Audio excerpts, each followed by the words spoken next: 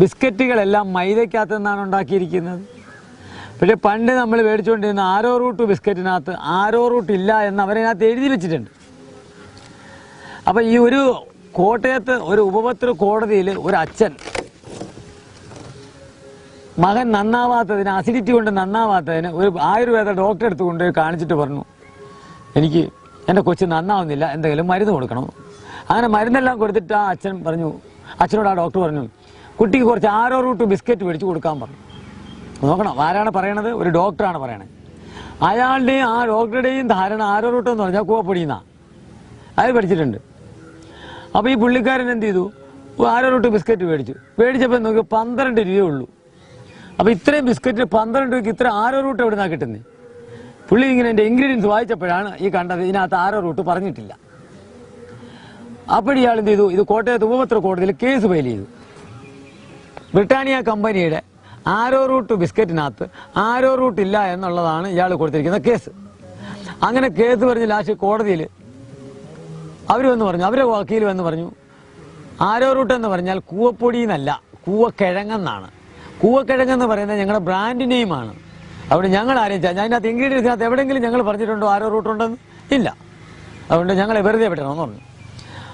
അപ്പോഴാണ് നമ്മുടെ വക്കീല് പരസ്യം കാണിച്ചു കൊടുത്തു, ആരോ റൂട്ട് ഖാവോ തന്തുരസ്തി ബടാവോ എന്നുള്ള അതിൻ്റെ പരസ്യം കൊണ്ട് കാണിച്ചു കൊടുത്തു. അപ്പോഴാണ് കോടതിക്ക് ബോധ്യം വന്നു, ആരോ റൂട്ട് കമ്പനിക്കാരൻ ഇന്ത്യൻ ജനതയെ പറ്റിച്ചിരിക്കുന്നു. അങ്ങനെ ഇന്ത്യൻ ജനതയെ പറ്റിച്ചതിന് ഈ കമ്പനിക്കാരനെ, ആരോ റൂട്ട് കമ്പനിയെ ശിക്ഷിച്ചതിൻ്റെ ഫോട്ടോ കോപ്പിയാണിത്. ഉപഭോക്തൃ കോടതിയിൽ, കോട്ടയത്ത് ഉപഭോക്തൃ കോടതി ശിക്ഷിച്ചു. ആരെ? ബ്രിട്ടാനിയ കമ്പനിക്കാരനെ ശിക്ഷിച്ചതിൻ്റെ ഇതാണ്.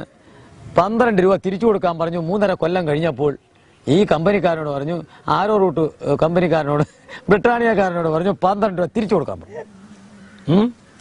കോടതി ചെലവ് 1000 രൂപയായി. ഉദിച്ചുകൊണ്ടുള്ള കോടതിയിൽ നിന്ന്, കോട്ടയത്ത് ഉപഭോക്തൃ കോടതിയുടെ ഉത്തരവാണ് ഈ കാണുന്നത്.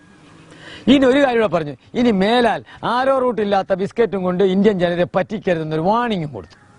അവർ പിന്നെ കാണിച്ച ഇപ്പോഴത്തെ പുതിയ ആരോ റൂട്ട് ബിസ്ക്കറ്റിനകത്ത് നിങ്ങൾ നോക്കി നോക്കുള്ളൂ, 0.12% ആരോ റൂട്ട് ഉണ്ട് അതിനകത്തിപ്പം.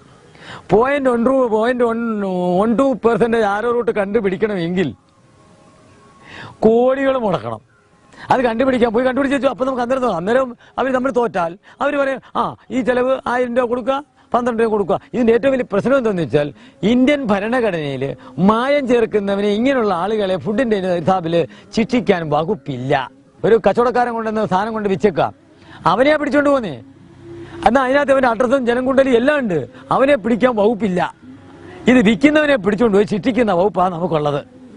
അവൻ വേണമെങ്കിൽ അവരതൊക്കെ ഉണ്ടാക്കും, നീ നോക്കിക്കണ്ട് മേടിച്ചുകൊണ്ടെന്ന് വിറ്റോണം. ഞങ്ങൾ ഇവിടെയൊക്കെ ചെയ്യും. കാരണം എന്താണ്? യവനാണ് ഇന്ത്യ ഭരിക്കുന്നത്, യവനാണ് ഇന്ത്യ ചലിപ്പിക്കുന്നത്.